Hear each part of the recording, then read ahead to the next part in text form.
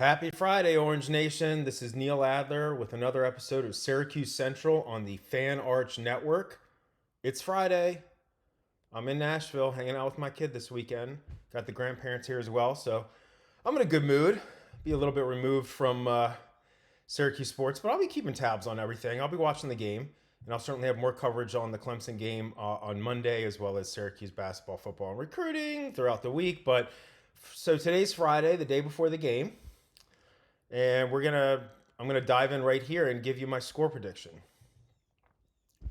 I don't know. I went back on four and obviously drop comments and let me know what you think the score will be. Syracuse win, Syracuse lose, they're gonna cover. Spreads like 17 and a half, 18, 19, whatever. I don't know. It's like I want to pick Syracuse. I try, I'm a totally a homer. I went to Syracuse, whatever. But I'm also quasi media member, and I do cover the teams, and I try and remain objective while also showing my fandom. I think I it's a balancing act, but it's just like I'm going back and forth. I don't see Syracuse winning this one.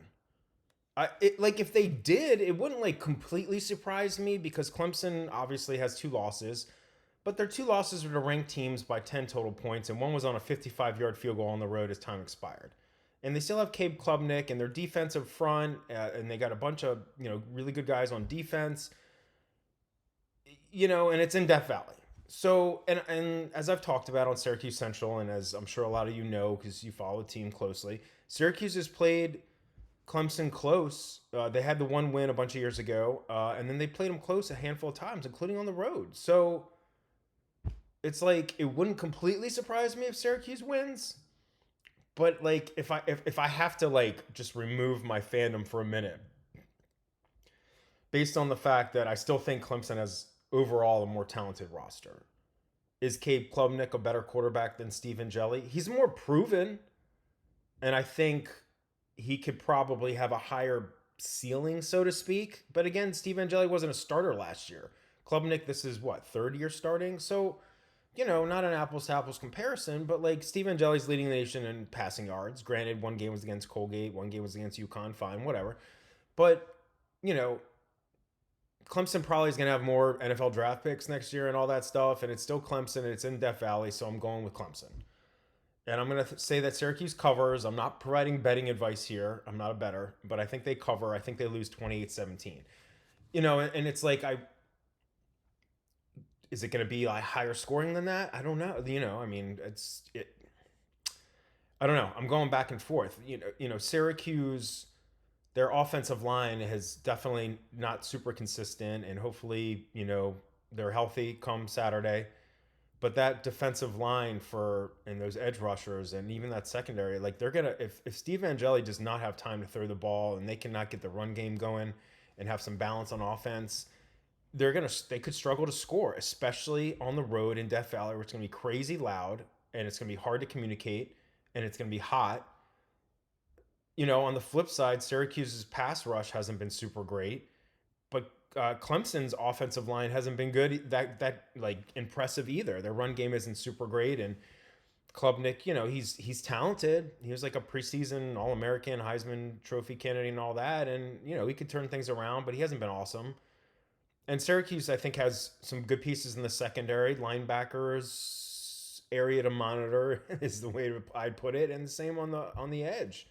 So if Syracuse wins the turnover game, gets some short fields, gets a pick six, gets scores early and takes the crowd out of it. All those things could come into play, but still, if I have to pick, and I'll just leave it at this, and let me know again what your expectations are, what your projections are. I still think that Syracuse falls on the road to Clemson, but hopefully doesn't get blown out. And like I said, could be like a 1 or 2 score game. And hey, listen. If they play well on the road and lose by a touchdown to Clemson, and Clemson ends up going, 9-3 or 10-2 in the regular season and wins the ACC or gets the ACC title game or goes to the play, like that's not a bad loss.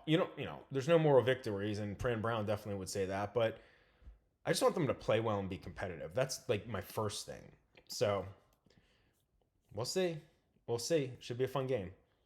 All right, we're gonna move on to something important with transfer portal stuff. I'm just gonna grab some of my iced coffee here. Do y'all like iced coffee? I love iced coffee when it's warm out. I don't drink a lot of caffeine, but I like one coffee in the morning, and when it's warm out, I like iced coffee, and that has nothing to do with Syracuse sports, but whatever. Okay, so the portal window. So word came out on, I think it was Wednesday actually, later in the day. Whatever, it was this week. I'm talking about it now. So it looks like the NCAA is going to move forward and eliminate the spring transfer portal window and just have one window.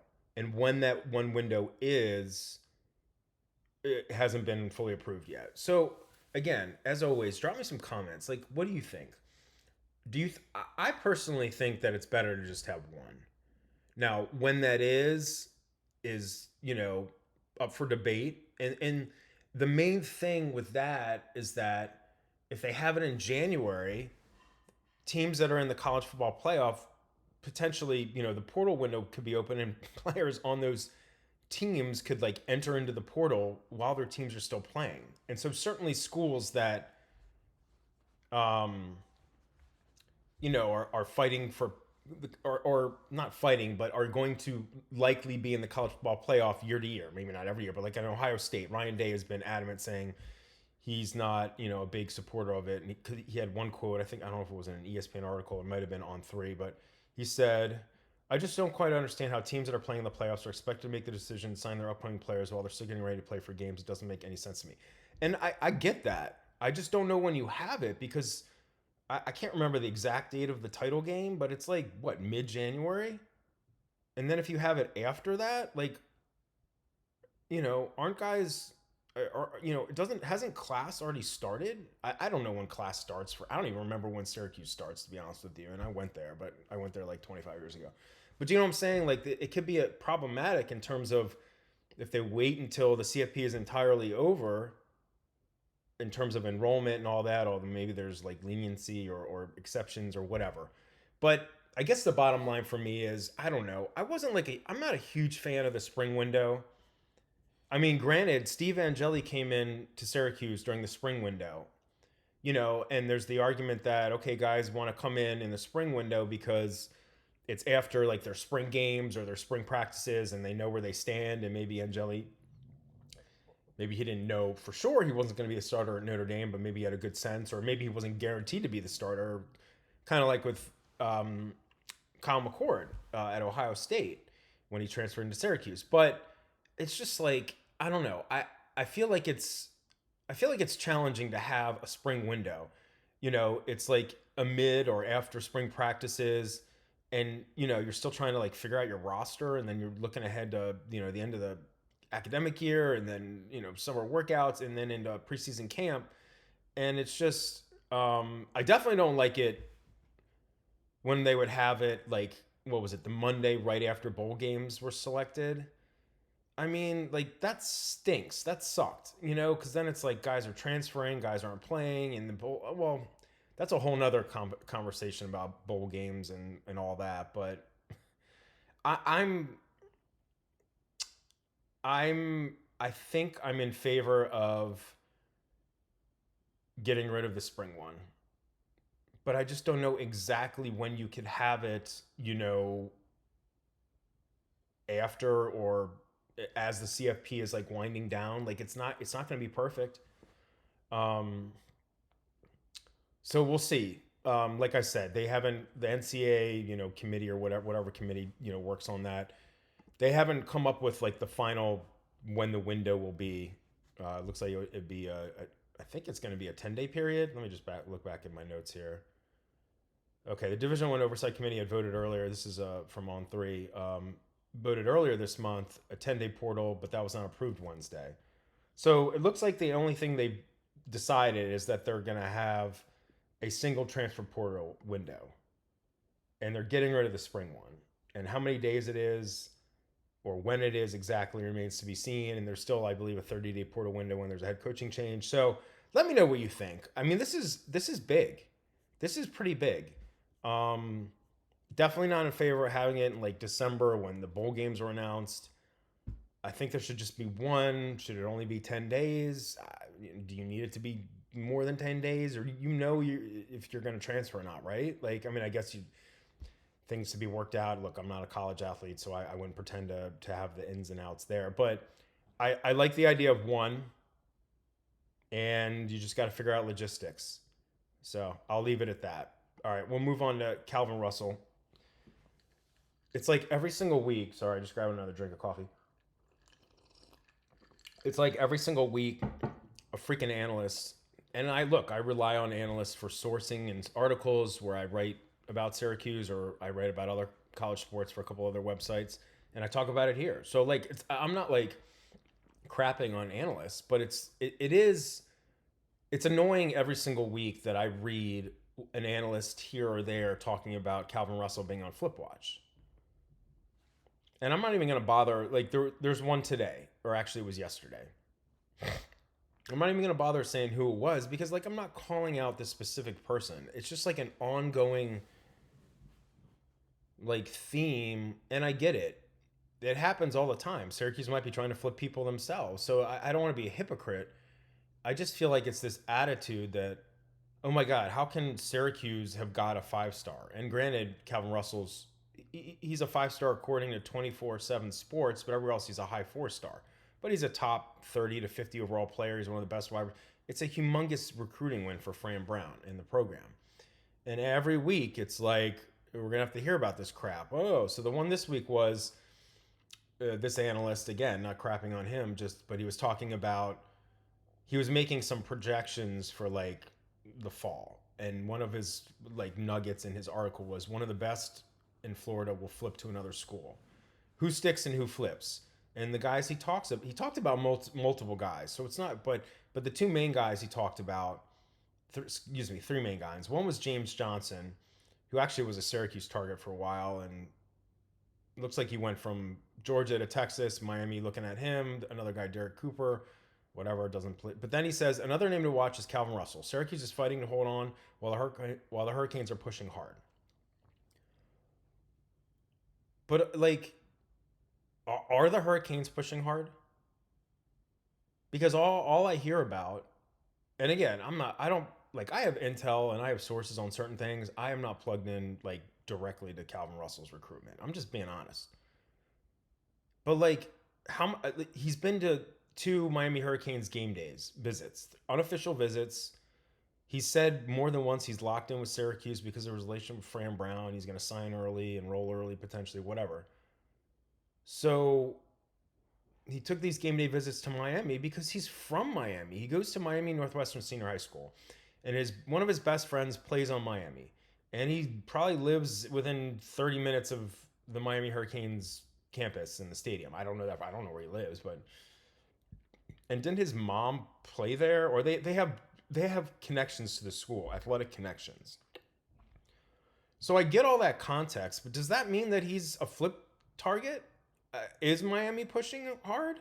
Or is it just that he visited a couple times and like it's an easy narrative to talk about? Oh, Calvin Russell's from Miami. He's got family connections. He's been for 2 game day visits. He's officially visited in the past. So he's probably flipping to Miami because why would he stick with Syracuse? Syracuse? Again, I'm a total homer. I'm an alum, proud alum. But like this narrative over and over and over again about how, he's on Flipwatch. Fine, he's on Flipwatch. All right, whatever. I'm just saying, like, but I'm going to keep talking about it because he's their highest rated recruit in 20 plus years, or basically in the modern recruiting era. So like, I like talking about it, even if I'm kind of ranting and raving right here, but it's still important.